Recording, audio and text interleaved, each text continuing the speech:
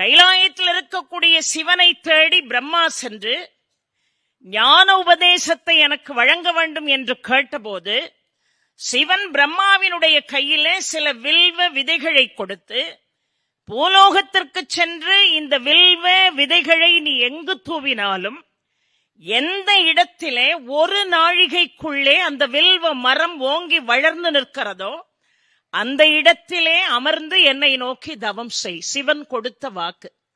ஒரு நாழிகை என்று சொன்னால் 24 நிமிஷம். அந்த 24 நிமிஷத்துக்குள்ளே எந்த இடத்துல வில்வம் தழைத்தோங்கி வளர்கிறதோ அந்த இடத்திலே அமர்ந்து தவம் செய், உன்னை தேடி வந்து நான் ஞான உபதேசம் செய்வேன் என்பது சிவன் பிரம்மாவுக்கு கொடுத்த வாக்கு.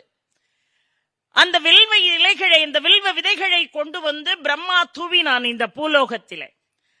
சிவனுடைய வாக்கின்படி 24 நிமிடங்களில் ஓங்கி வளர்ந்து வில்வம் செழித்து நின்ற ஸ்தலம் திருக்கடையூர்.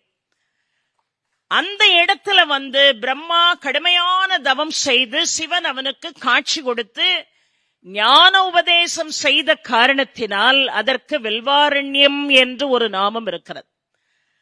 பிரம்மா வழிபட்ட அந்த அற்புதமான அந்த லிங்கம்தான் வில்வாரணேஸ்வரர் என்று அழைக்கப்படுகிறார். அதுதான் ஆதி சிவன் அந்த ஆலயத்துல.